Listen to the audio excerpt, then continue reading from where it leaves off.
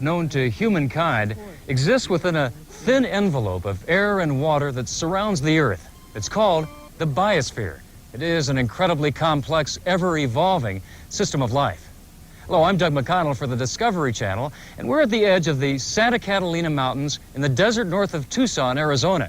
And what you see behind me is a 2.5-acre experiment. It's called Biosphere 2. For 2 years, the ecological systems inside Biosphere 2 will recycle the air, the water, and the nutrients required to sustain life for more than 3,800 species of plants and animals, including 8 human beings. For over 10 years, the Smithsonian Institution's Marine Systems Laboratory has been creating large-scale experimental models of self-sustaining ecosystems from throughout the world. Here at Biosphere 2, the Marine Systems Laboratory is responsible for all of the water ecosystems, from a coral reef to a subtropical estuary to a savanna stream. Combining their knowledge with information from projects throughout the world, scientists today are striving to learn how people might be able to survive on other planets as well as our own, to create a better understanding of the Earth in our hands.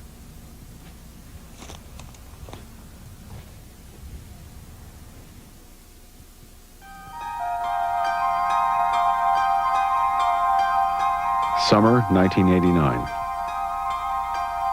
A revolutionary experiment is underway in the Arizona desert, one that may determine our ability to build settlements on other planets. Inside this unique, self-contained, airtight test module, scientist Gay Alling has been subsisting for 5 days, completely sealed off from the outside world. The greenery that surrounds her has been a source of clean water, clean air, and food. The success of this experiment is due in part to the work being done here at the Smithsonian's Museum of Natural History by Dr. Walter Adey in the Marine Systems Laboratory. That's dry on this side. We do have beach ridges that have cacti in them. Both experiments are part of an effort to understand what it will take for human beings to survive on other planets. And even more important, how to survive on our own.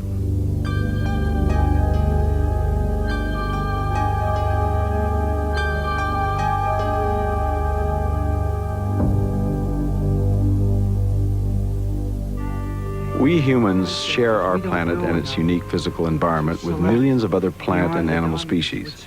Collectively, this whole Earth provides our most essential needs: energy, oxygen, pure water, and environmental stability. 4 billion years ago, when life was just getting started on Earth, Earth was a pretty tough place for life.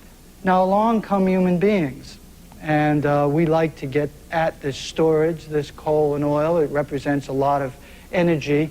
We're rapidly pulling it out. We're putting carbon dioxide back into the atmosphere. We're putting nutrients back into the waters. We're making very major changes, changes that will make the Earth a different place from what it has been for at least 1 billion years. Looks like a berry. For centuries, man has been fascinated with the natural wonders of the Earth.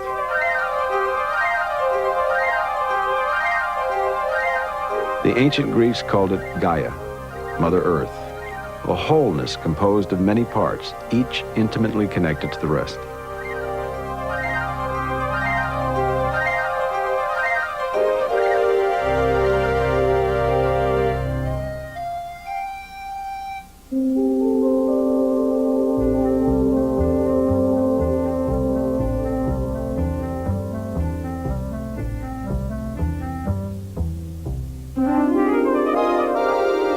Three-quarters of the Earth's surface is covered by water, one of the most amazing compounds in the universe. Water can dissolve almost anything. Its peculiar structure, part liquid, part solid, allows it to hold many chemical elements in solution next to each other. The oceans are a melting pot of elements, allowing the many combinations that lead to life. It was in water, in shallow seas, that the first primitive signs of life appeared.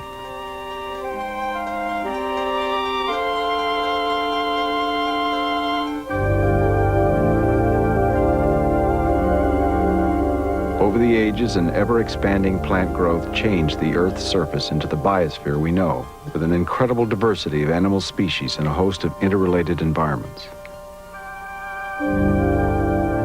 While sometimes disturbed by astronomic events, for thousands of millions of years, this interdependent system developed a dynamic and increasingly complex harmony within itself.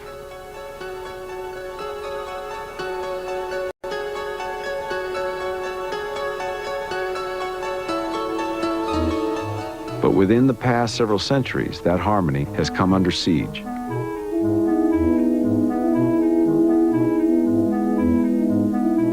Unfortunately, we humans have always liked to control things, manipulate them to what we think is our advantage. We value only a fraction of Earth's species, while dismissing many others as unimportant or unnecessary. Within the past few centuries, we've actually begun to threaten the Earth's delicate balance by manipulating parts of a system we still don't understand. Like the child who takes apart a watch without any sense of how to put it back together. To help reverse this trend, the most ambitious ecological experiment ever undertaken is beginning to take shape. A small-scale model of the Earth itself. Its designers call it Biosphere 2. Like some futuristic Noah's Ark, nestled in the Santa Catalina hills of the Arizona desert, Biosphere 2 will eventually house thousands of plants and animals and 8 human beings. Sealed away from the rest of the Earth, they will live together for up to 2 years. Except for sunlight and energy, everything they will need to survive, food as well as high-quality air and water, will be generated naturally inside the structure itself. After the first 2-year test period, if all goes according to plan, Biosphere 2 will continue to function as a living ecological laboratory for up to a century. Ed Bass is one of the founders of the Biosphere 2 project. What we are working with in Biosphere 2 is to develop the basics of a long-term ecological life support system based somewhere off of this planet. The scientific concepts upon which Biosphere 2 is based really models from Biosphere 1, planet Earth. It's a dynamic equilibrium between a number of groups of ecosystems called biomes, which gives it an overall stability, that the system has to be complex enough to be ultimately stable. Biosphere 2 will consist of 7 interconnected biomes. One for intensive agriculture, another a human habitat. The remaining biomes will include a tropical rainforest, a savanna, an ocean and its reef, an estuary with its marshes and river, and a desert. Dr. Adey in the Marine Systems Laboratory are chosen to design the estuary, stream, and ocean. Their earlier work with coral reefs had prepared the lab for the job of developing a miniature ocean. They began to study how the biosphere's cycles work, particularly in the oceans.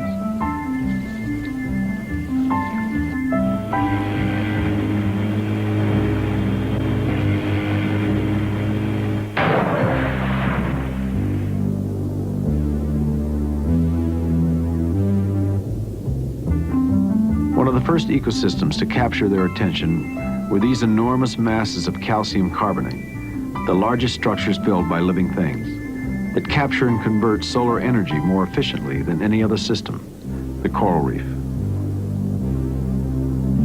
Beautiful and old, they are also very complex communities, and much is still unknown about how they work. There are many reasons to be curious about coral reefs. Why do they have so many species in seas that are called nutrient deserts? We really need to know how something as complex as a reef works.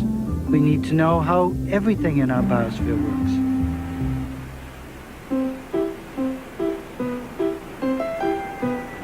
To help answer these questions, the Marine Systems Laboratory sets out to recreate a living, working coral reef. If they succeed, they will have a means of experimenting, of tinkering with a living system to gain a better understanding of what happens to it under different conditions and why. Ecology is not an experimental science when it deals with the large scale. It's certainly true that scientists can carry out some very basic experiments with individual organisms and small parts of living systems. But unfortunately, the whole works differently from each of the parts in isolation. We thought if we could construct working models of whole ecosystems, we could not only learn a good deal in the process, but maybe we could also carry out controlled experiments. Most people in the field were very skeptical about this. They just thought it couldn't be done. Their feeling was, we just don't know enough about how the parts work to make the whole thing work. But I had a feeling that it would be possible to bring this community into an aquarium if only we were to include the whole community and not just a small piece of it. Over a period of months, pieces of the ecosystem puzzle are collected and rushed back to Washington in vented coolers.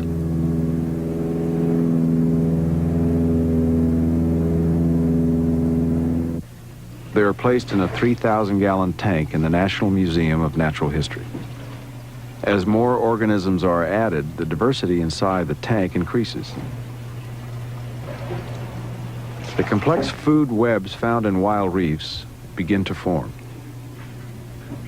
Although to some scientists it seems to go against logic, other scientists have demonstrated that the greater the complexity at all levels within an ecosystem, the more stable the system is. If one species is having a difficult time, there is always another, perhaps just a little better adapted, ready to take its place. In addition to a representative sampling of organisms, two major conditions that affect reef life have to be accurately duplicated as well. Wave action, to keep the limited nutrients in the ocean in constant touch with the plants that need them, and intense tropical sunlight to provide the energy for photosynthesis.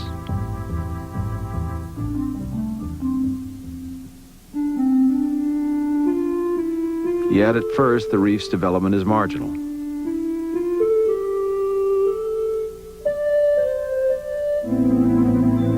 The Marine Systems Laboratory begins to suspect the problem is lack of a supply of fresh, open ocean water running across the reef to supply oxygen and carry off wastes, as it does in the wild.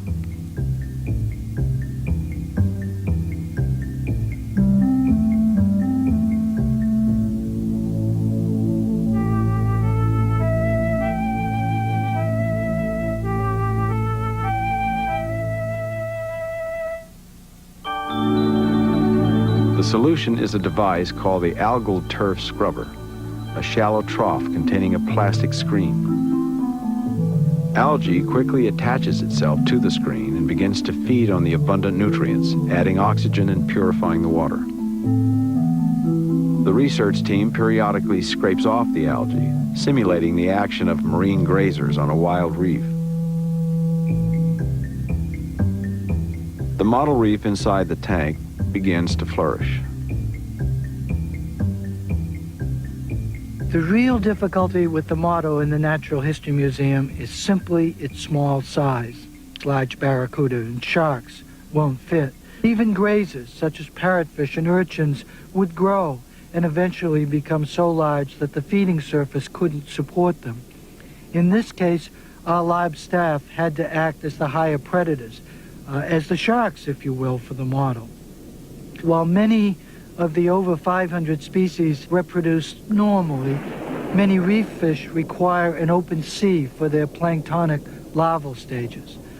Pretty soon it came clear to us, if we really wanted to increase our understanding of reef life, it was necessary that we work with a larger system. That system turns out to be the Great Barrier Reef Marine Park in Australia. Working closely with their counterparts from down under, the Smithsonian team helps to create the largest reef mesocosm in the world. The grand scale of the project allows for greater natural activity within the model. Even the spectacle of the coral reef spawning a once-a-year occurrence determined by water, temperature, tides, and the phase of the moon, takes place in the model at the same time the waters in the wild are flooded with eggs and sperm. This spawning activity seems an incredible achievement to the scientists and engineers who built the model. Yet, they had simply allowed nature the freedom to act as it had for millions of years before man's arrival. The success of these models serve as the basis for the water systems in Biosphere 2. Discovery Showcase returns to our Biosphere, the Earth in our hands, in a moment. Red Lobster. Tonight, 30 shrimp, just $8.99. Red Lobster for the seafood. Scampi and oh, golden fried. Red Lobster for the seafood lover. Grilled and lemon pepper. 30 shrimp on one plate, just $8.99. Red Lobster for the seafood lover in you. Kids get a shrimp dinner for just $1.99 and a free hidden treasure pack. I'm Robert Urich, and I've learned something about dog food. Most of them are alike, because with most dry dog foods, grain is the main ingredient. Read the label, see for yourself. But Purina One is different, because it has chicken as the main ingredient. Purina One is high-quality nutrition. Just read this label. To me, there's really only two kinds of dog food. Purina One, or the rest. Purina One, second to none. They all laughed at Christopher Columbus when he said the world was round. Hey, did you see this? What? Ford says they got a big car that's got even more room. So? But handles more like a sports sedan. I'm sure it does. They all laughed when Edison recorded sound. Hey, get this. They said they made this V8 for it. Yeah. That's got more power, get better gas mileage. Yeah, right. It's what it says here. They all laughed at Wilbur and his brother when they said that man could fly. So, when is this miracle car coming out? 1999? Try it today. Ho, ho, ho, who's got the last laugh now? Introducing the new Ford Crown Victoria. That's nice. Have you driven a Ford lately? The youth of the Israeli-occupied Gaza Strip. Half the population, they live under Israeli government restrictions and in poverty. They also are the soldiers of the Intifada, the uprising against Israeli occupation. There is a vicious circle of violence going on. People are humiliated, and the reaction is directed against other people, especially the younger ones. Life inside Gaza, tonight on World Monitor. Okay, so you have thin hair. Now what? You can try covering it up with a toupee, or you can try to grow hair with a drug that can cost hundreds of dollars and may give you some peach fuzz and some drug side effects. Or you can do what over 3 million other people have done and try New Generation, the original formula discovered by doctors at the University of Helsinki to give you thicker, fuller-looking hair, results they once thought were impossible. Order New Generation now, and you'll get a 3-month supply of our shampoo, cleanser, conditioner, and our exclusive laboratory-developed overnight formula, all for about the price of a cup of coffee every day. Oh, and you get one more thing, a money-back guarantee. If you're not completely satisfied with the result, you'll get a full refund. Try getting that from a doctor. Don't wait another day. Order New Generation now. To order, call toll-free 1-800-854-5900. That's 1-800-854-5900. Discovery Showcase now returns to our Biosphere, the Earth in our hands. To create Biosphere 2, a diverse team of scientists, engineers, and managers has been assembled. It's an intensely collaborative effort, directed by Margaret Augustine, project director of Biosphere 2. I think some of the most challenging areas are the transition zones, that interaction between any one biome and the other biome.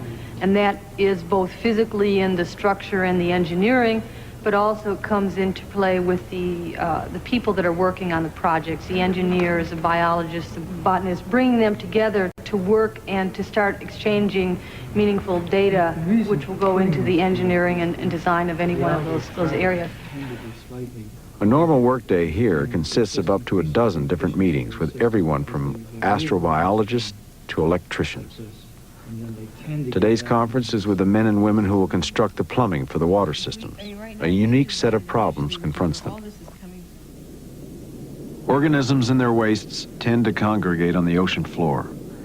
And just as human cities need a hinterland, the seabed needs a large body of water that is rich in oxygen, but poor in nutrients. The effects of that bigger ocean will be provided once again by plants, in this case in the form of the algal turf scrubber.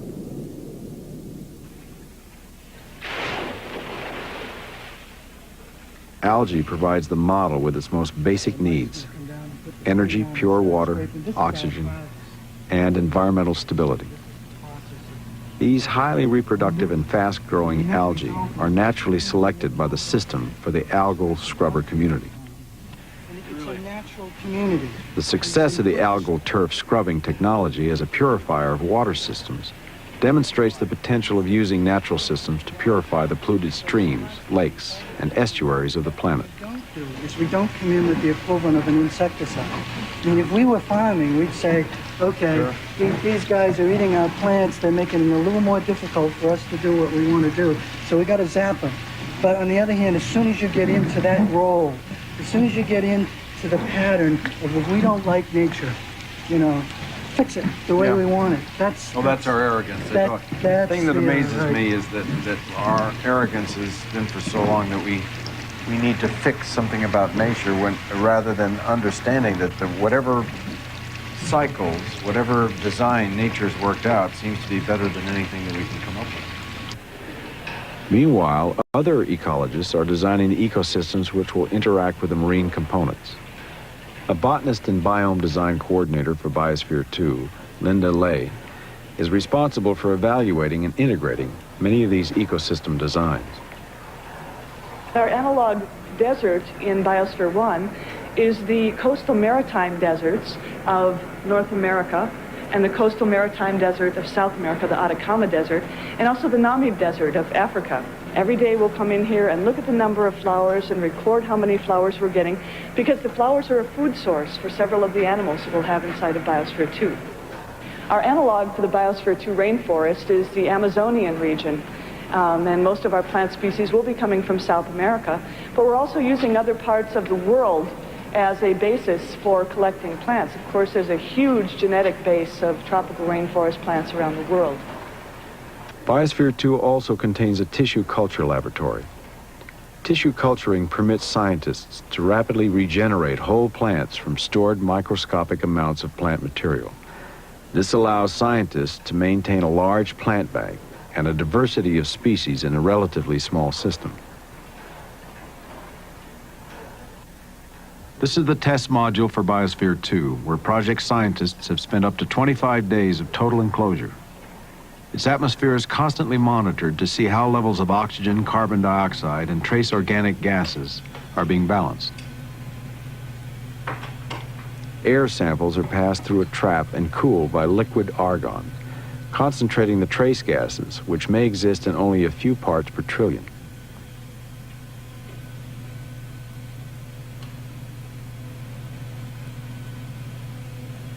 A chromatograph separates the gases into their elemental forms, each of which leaves a unique visual signature.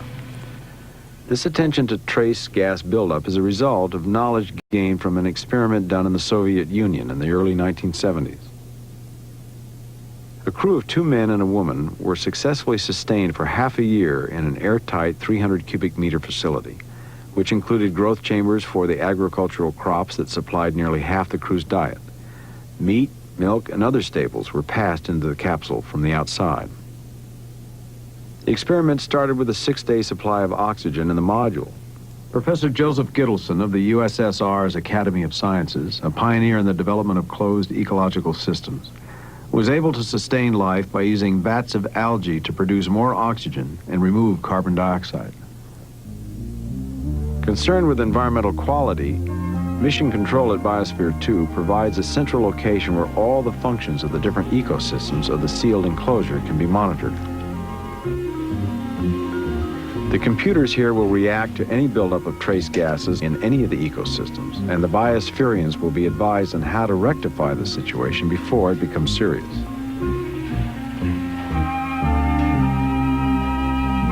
Since the biospherians will be growing their own food, experiments are underway to see which plants and animals produce most effectively under test conditions.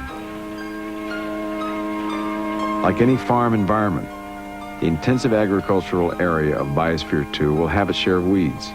They will be pulled by hand and fed to the animals, which can convert their energy into food.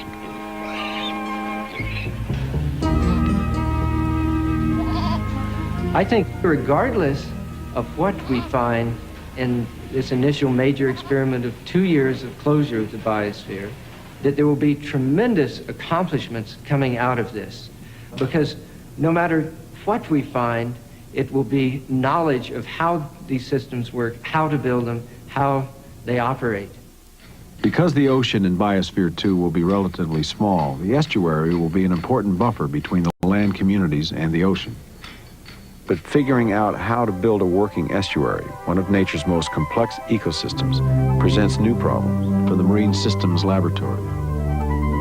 They start by trying to simulate one of the most complex bodies of fresh and salt water in the world. If they can recreate the intricate dynamics of the Chesapeake Bay, they'll be able to build a tropical estuary for Biosphere 2.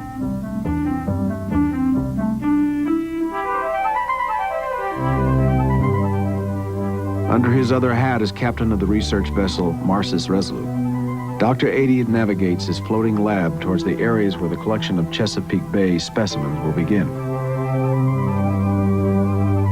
Estuaries are transition zones between bodies of fresh and salt water, places where people have always tended to gather.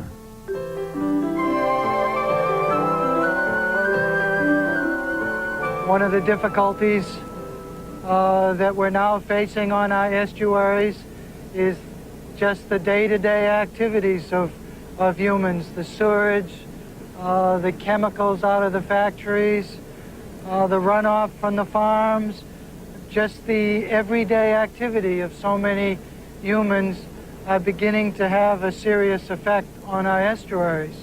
Also, the rate at which we're learning about how these systems work is unfortunately not keeping up with the rate at which we're affecting the systems.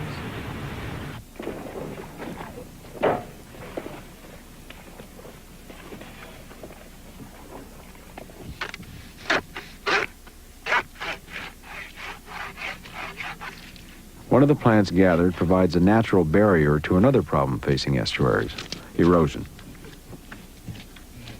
And just as in Chesapeake Bay, erosion is a major problem.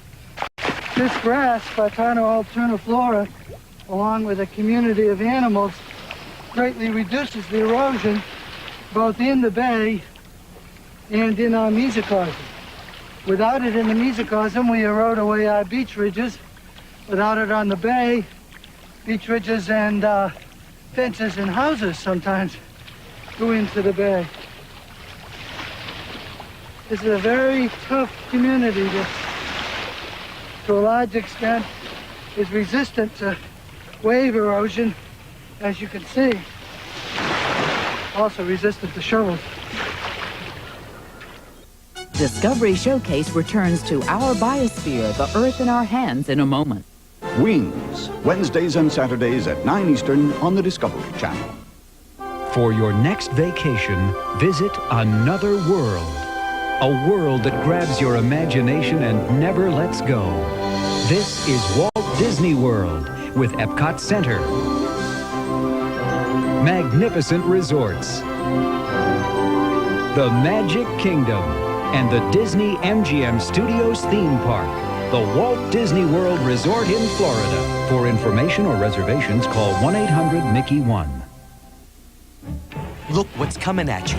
Ultra Wheels brand skates. 3,000 pairs. It's the Kit and Caboodle brand cat food Whirl Away giveaway. See packages for details or look out for the display at your grocers. It's getting late. I better call my mom. Me too. Hi, Mom. Yo, Ma. Oh, we're having chicken and stovetop stuffing tonight? We're having stovetop instead of potatoes? With the celery and onions? Herbs and spices? What time? 6? At 8. Oh, if I will. Oh, Ma, could Pete come over? Mom, why don't I invite Bob? Yeah? All right, thanks a lot. Bye. Yeah! You can never get enough stovetop stuffing instead of potatoes. Try stovetop microwave stuffing, specially made for the microwave. Each year, the experts at Car and Driver look at over 100 cars, so you don't have to. From the current new cars, they just picked their 10 best. At the most, you'll probably only buy one of them. That's too bad, because 2 of the 10 best are Mercury's. Mercury Sable and Mercury Tracer LTS. All this in the quality of a Mercury. My little brother's so clueless. He probably thinks winged is just something you swim with. What a baby. So I told him, you better smarten up. Start watching the Discovery Channel with me and Dad. Every month we get this great magazine, TDC magazine. It stands for the Discovery Channel. It was really easy to get. We just called 1-800-TDC-8343 and charged it. And it cost less than my new baseball hat. Dad says it's great because we can plan a whole week at a time with this special grid. And they tell what every single show is about. Mom says it's great because they have beautiful pictures and lots of articles for her to read.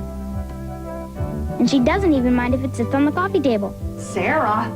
But she does mind if I do. Call now to order your TDC magazine and receive 12 monthly issues for only $14.95. That's more than 50% off the cover price. Or tell the operator to bill you later. Visa and MasterCard accepted.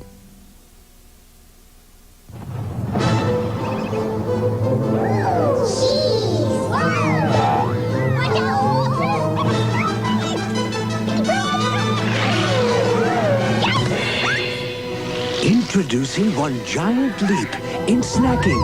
Ritz Bits and the taste of real cheese have come together in tiny sandwiches. New Ritz Bits sandwiches with cheese and Ritz Bits sandwiches with peanut butter. Discovery Showcase now returns to our Biosphere, the Earth in our hand. Most of the Chesapeake Bay collections are taken as chunks of mud and microorganisms, sand, plants, and animals that fit easily into a picnic cooler. Invertebrates and some fish are captured in these blocks, while others live further offshore and must be netted separately. All right. Oh, Magdalene, aren't they? Wow, look at that. That's fantastic.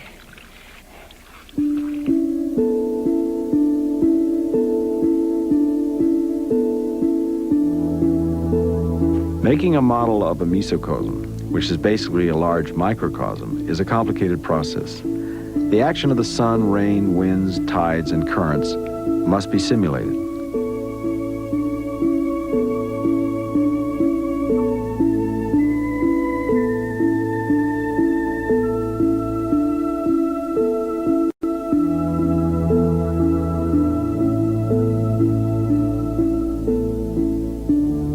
Once they're all tied together, we know from experience in the past that we do now have the ability to put such a system together and make it work. It is a microcosm, it is a model, it's a small part of what the bay is. It's certainly not a perfect image of the bay, but in many ways it acts like Chesapeake Bay acts. No model of the Chesapeake Bay would be complete without oysters, which at one time provided the major fishing industry. Today, the bay's oyster population is declining. To help understand why, the Smithsonian team is studying the food web of which the oyster is a part. We're talking about something that's very much akin to an ecological Noah's Ark, if you will, collecting all the animals and plants together and taking them safely off to high ground when the flood goes down. But unfortunately, if you added up all those numbers, they're a very small fraction of what's out there. And just taking a group of organisms and dumping them together in a room, if you will, does not make a functioning system. In fact, very likely it would make a big mess. Now, we happen to be in a time when the ecologists of the world are mostly saying, well, ecosystems are very complex. We're beginning to understand them, but there are so many species that interact in such complex ways that it's just really not possible to try to synthesize or put together a whole ecosystem. What we have found in working with marine ecosystems, putting them in boxes over the last 10 years, is that if you bring a major piece of the community in, 200, 400, 600 species, you provide all of the physical conditions that are required to operate this system. And generally speaking, at least after a few tries and a little manipulation, you can come up with a system that's pretty close to the wild system. In the basement of the Smithsonian's Museum of Natural History, the 220-mile estuary is simulated by using a sloping 40-foot box made of plywood and fiberglass. Divided into 8 compartments connected by computer-controlled flapper valves, it allows fresh water to flow down the estuary, salt water to flow up, and organisms to go where they will.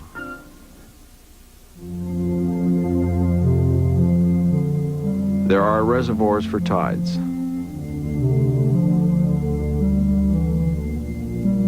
wave buckets for waves,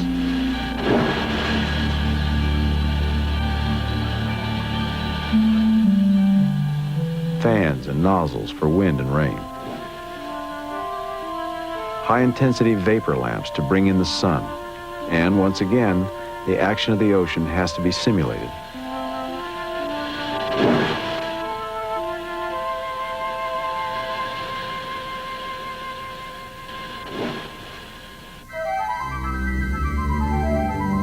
The success of the Chesapeake Bay model is critical to the success of Biosphere 2, where the structure that will eventually house the ocean and marsh are already under construction. In order to provide an airtight seal, the foundation will be made of reinforced concrete lined with stainless steel. To prevent the polluting effects of the heavy metals in the liners, it must be coated with an epoxy plastic. Then slowly the model ocean will be assembled. On the wild Earth, ocean bottom, beach, marsh environments take thousands of years to develop. And this happens with gradually building sediment. In Biosphere 2, we can't wait for this to happen. Our first task in constructing a model ocean is to bring in the appropriate sediments, to lay them out as they would be from thousands of years of deposition. Only then, at the very end of this long process, do we bring in the very active surface layers, populated with hundreds of species of many different kinds of organisms. What we're doing to our natural world is we're taking elements, particularly carbon, nitrogen, phosphorus, that have been all tied up by plants. And the plants hold them up in all this massive plant body. In coal, those are plants that lived 300 million years ago. Oil, plants that lived 100 million years ago. And all of this is bound up or it's stored. And we're pulling this storage out and, you know, we're throwing it around. Law of entropy. Yeah, exactly. And it's just tearing up the structure, if you will, of the natural world. It probably comes as a surprise to most people to realize just how complex a problem it is to build a mesocosm from scratch, especially one that will sustain 8 human beings as well as thousands of species of plant and animals. Yet while scientists are struggling with the complicated equations of Biosphere 2, Mother Earth is balancing the requirements of millions of species and billions of human beings, a miraculous accomplishment most of us take for granted. But not the designers of Biosphere 2. If the enclosure experiment is going to work, the team at Marine Systems Laboratory needed to create a subtropical ecosystem like the Florida Everglades.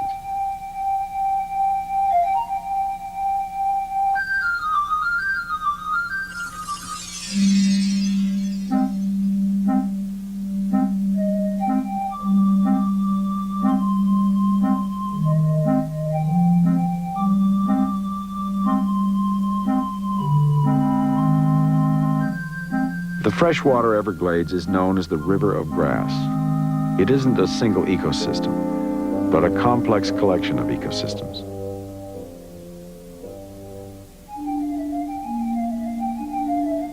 The grass is actually an elegant sedge that dominates everything in this extremely shallow, and slow-flowing stream out of Lake Okeechobee.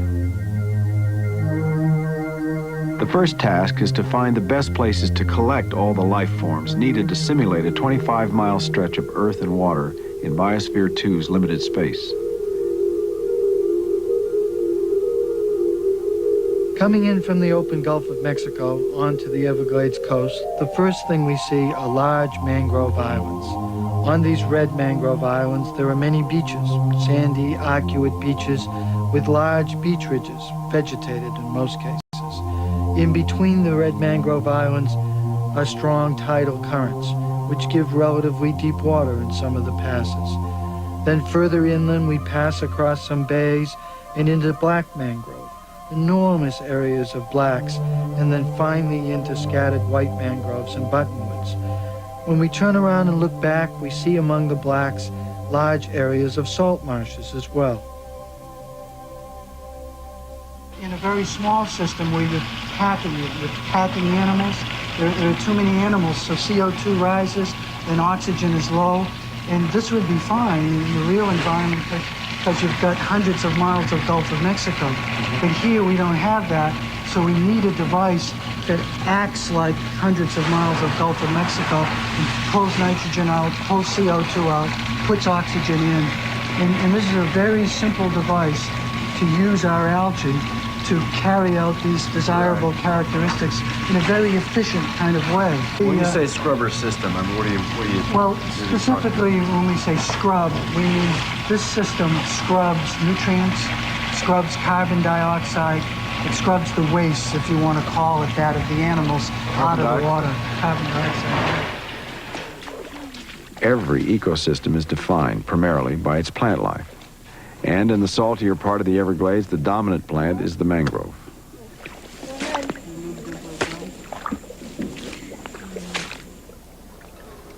Once the mangrove collections are complete, attention turns to the coastal areas. The team collects as many species of the creatures who live there as they can find, including one most people regard simply as a pest. Introducing mosquitoes into a closed environment goes against sentiment, but not against logic. Besides, many species do not feed on humans. For them, frogs and birds will do just as well. These incredible flying machines with their built-in gyroscopes make helicopters look primitive by comparison, but it is their reproductive capabilities that interest the ecologist. Male mosquitoes feed primarily on flower pollen, but when it is time for the female to lay eggs, she requires additional food. Millions of years ago, the female mosquito stumbled across a rich source of nutrients, the blood from a wide variety of vertebrates, including man.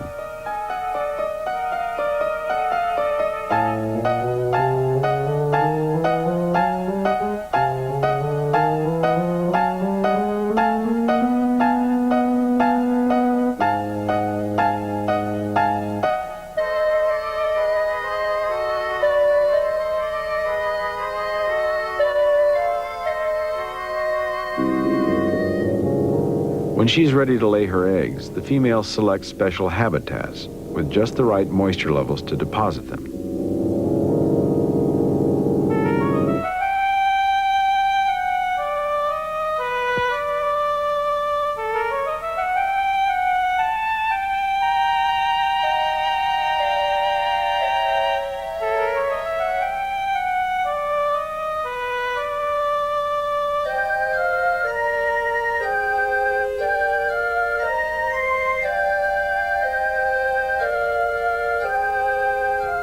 When the eggs hatch, the mosquito in its larval form appears. The larva is a filter feeder, growing and adding new shells several times, like a shrimp or lobster. Most mosquito larvae end up as meal for fish or a dragonfly and are a crucial part of the food chain.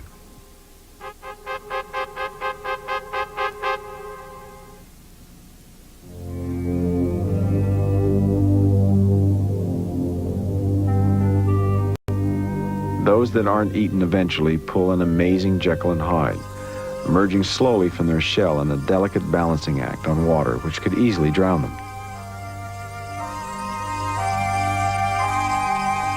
In addition to mangroves and mosquitoes, a broad range of plant life from the beach is also gathered. Discovery Showcase returns to our Biosphere, the Earth in our hands, in a moment. Brought to you in part by Red Lobster. Red Lobster. Tonight, 30 shrimp, just $8.99. Red Lobster for the seafood. Scabby and oh, golden fried. Red Lobster for the seafood lover. Grilled and lemon pepper. 30 shrimp on one plate, just $8.99. Red Lobster for the seafood lover in you. Kids get a shrimp dinner for just $1.99 and a free hidden treasure pack. Some people drive miles out of their way to buy what they think is the best dog or cat food. But the fact is, this is all you have to drive. Because you don't have to go further than your supermarket for high-quality nutrition. Just stop at the Purina One Pet Nutrition Center. You'll find a whole new line of Purina One brand dog and cat foods for every stage of your pet's life. To me, there's nothing better than Purina One. Purina One, second to none. Now for your dog and cat. Now over here, we're going to put that computer. You don't want it over there? I don't know. When the moment comes to build your dreams, no card's better than Gold MasterCard. This corner's for your weight machine. With more buying power at nearly 3 times more places than American Express. This wall's for your trophy. No pressure, though. Yeah. Gold MasterCard, piece by piece, the best gold card to master the moment. Now this is a baseball. Somebody put these Harvest Crisps in the wrong box. Delicious. Right, so what's a delicious cracker like that doing in a box that says low fat, no cholesterol? Beats me. I mean, if Harvest Crisps are so good for you, how come I can't stop eating them? I don't know, hon. I love them. Ritz Bits and the taste of real cheese have come together in tiny sandwiches. Introducing new Ritz Bit sandwiches with cheese. The youth of the Israeli-occupied Gaza Strip. Half the population, they live under Israeli government restrictions and in poverty.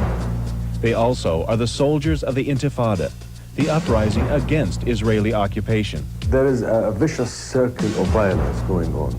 People are humiliated, and the reaction is directed against Arab people, especially the younger ones. Life inside Gaza, next on World Monitor.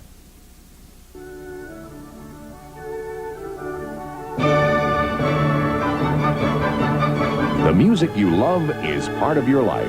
Now there's an easy way to collect the world's most beautiful music. Announcing great composers from Time Life Music. Start with the greatest music of Mozart. More than 2 full hours of his best works. At the low price of only $9.99 for 2 compact discs or 2 double-length cassettes. Great Composers brings you the most memorable music of Bach, Beethoven, Tchaikovsky, Chopin. Every volume features one great composer, yours to preview at no risk. Keep only the albums you want. There's no minimum to buy, and you may cancel anytime. So call now to enjoy Mozart for a 10-day free audition and discover music you'll enjoy for a lifetime. Here's how to order. To order, call 1-800-825-3800 or send us $9.99 for 2 cassettes or 2 compact discs, plus $3.50 shipping and handling to Mozart, P.O. Box 1880, Department 9, Alexandria, Virginia. Discovery Showcase now returns to our Biosphere, the Earth in our hands. In Washington, D.C., a greenhouse has been prepared to house a mesocosm with all the environmental characteristics of the Florida Everglades. As with all marine and aquatic models, complex plumbing becomes a major consideration. Evaporation and thunderstorms are intense in the Everglades environment. Because of the small area in the greenhouse, the removal and return of fresh water is accomplished by a reverse osmosis process which maintains the salinity pattern of the estuary.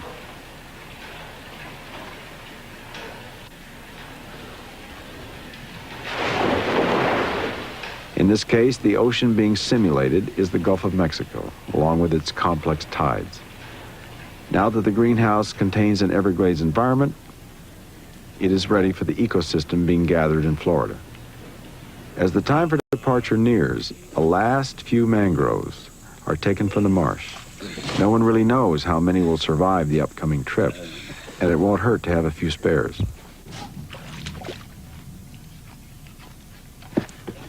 key to the survival of hundreds of species is getting them back to Washington as quickly as possible. Some will make the non-stop journey north in a specially equipped truck. The rest will be carried north by boat, then transferred to the truck for the final leg.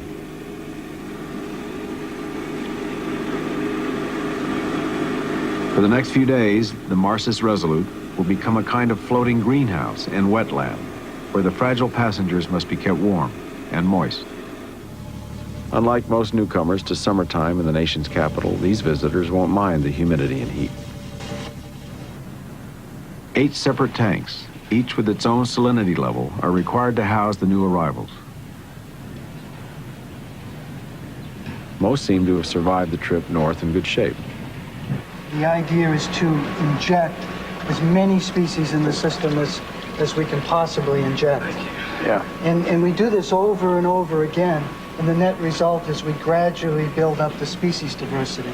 They're probably on the order of 30 or 40 species right in that block that's being injected in. And the process of building these injections go on over and over and over again, and each time the species diversity comes up a little bit higher. When the numbers are tallied, over 600 species are counted. But only the passage of time will affirm the success of this ecosystem. The question is, in all models, is once you've experimented on the model, how do you then relate it to reality? It's not exactly the same. Just like Chesapeake Bay, Delaware Bay, and the estuarine Everglades are not exactly the same as each other. They vary in a wide variety of ways. Well, once you set up a model, it too is a little different. So how do you relate the model to the reality? But it still is a very major step in terms of understanding why things happen, particularly when you change a system, when you change the amount of fresh water that's flowing into it. You change the amount of sediment, the nutrients, so you increase the phosphorus that's flowing into a body of water. All of those things we argue about where it goes and why it happens. Well, this provides us a real tool so we can actually experiment, test, see what happens in the model, and then we can go back asking very specific questions of the wild environment.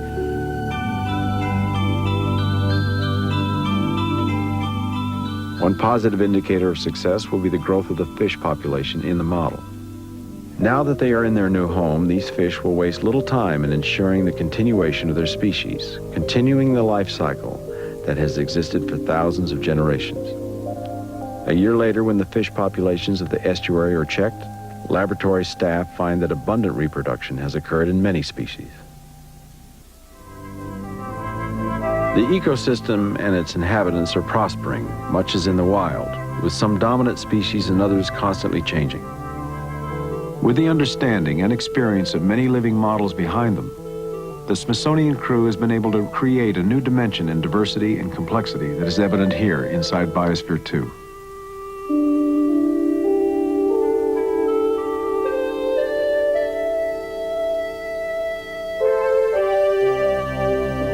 What was once only the dream of a diverse group of scientists, engineers, and architects has become a reality.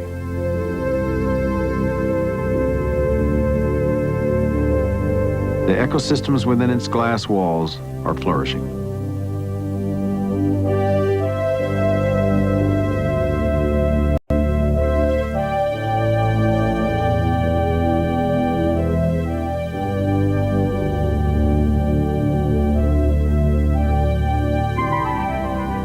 It's likely that sometime in the next century, someone called a Biospherian will be standing in the Everglades, gathering oysters for dinner, checking on the mangroves to see how they're doing.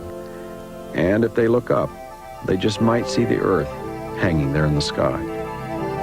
Gaia, the living planet. The importance of these experiments doesn't lie in our ability to sustain 8 humans under glass for 2 years, whether it's in the desert or on the moon. It lies in the knowledge gained by our minds and hands and hearts. Knowledge that will help us become a contributor to Mother Earth instead of merely a user. Learning how to live on other planets can teach us how to become better citizens of Earth. Cleaner air and purer water are within our grasp now, if only we don't let these opportunities to learn and act on what we learn slip through our fingers.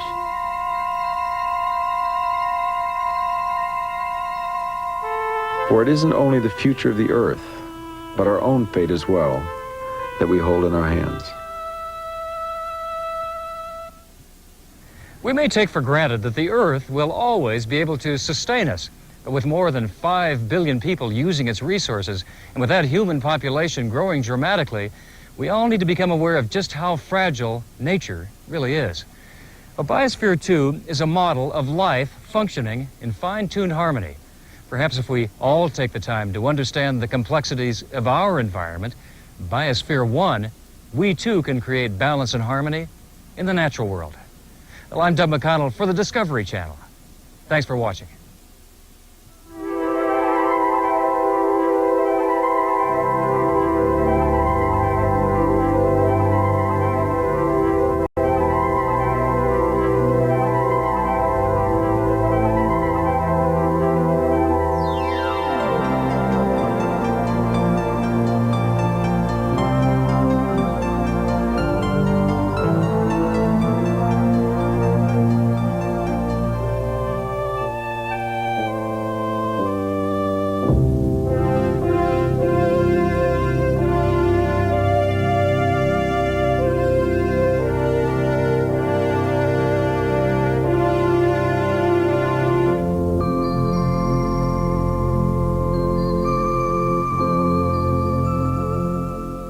To purchase a video of this program, call 1-800-262-8600 or write Home Vision, Box 800, Concord, Massachusetts, 01742.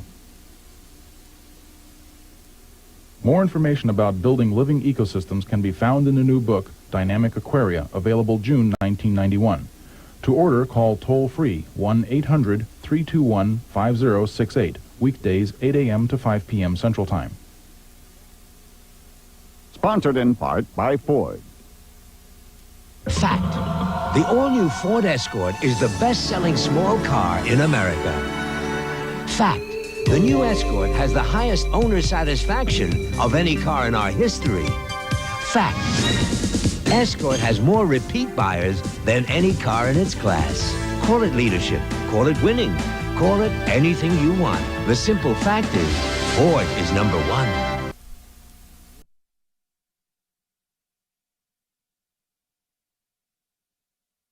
Redo everything? Are we to subordinate everything to human purposes? Are we to believe in this modern religion of science and rationalism and technology? You are asked stubborn, disagreeable questions about those things that we still need to ask. I often wonder what man will do with the mountains. Will human destruction work out a higher good, a finer beauty? Will a better civilization come in accord with obvious nature, and all this wild beauty be set to human poetry and song? What is the human part of the mountain's destiny?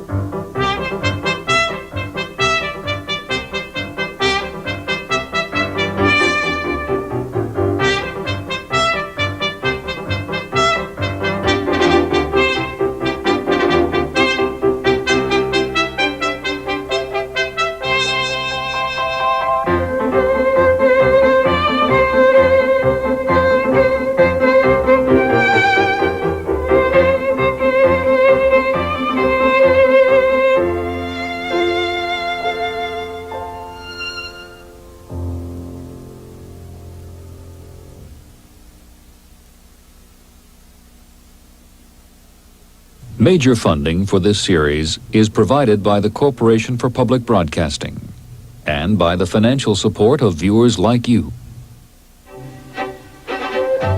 Corporate funding for the American Experience is provided by Aetna. For more than 130 years, a part of the American Experience.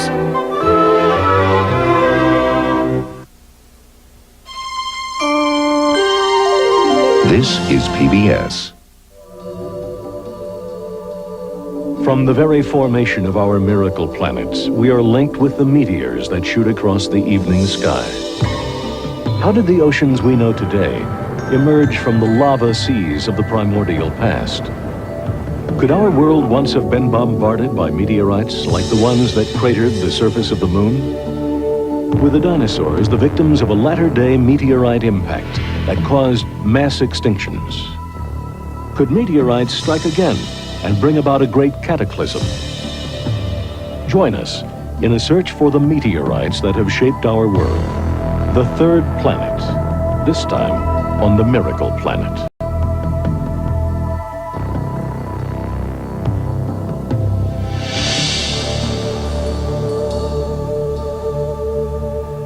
San Diego Week premieres Friday at 6.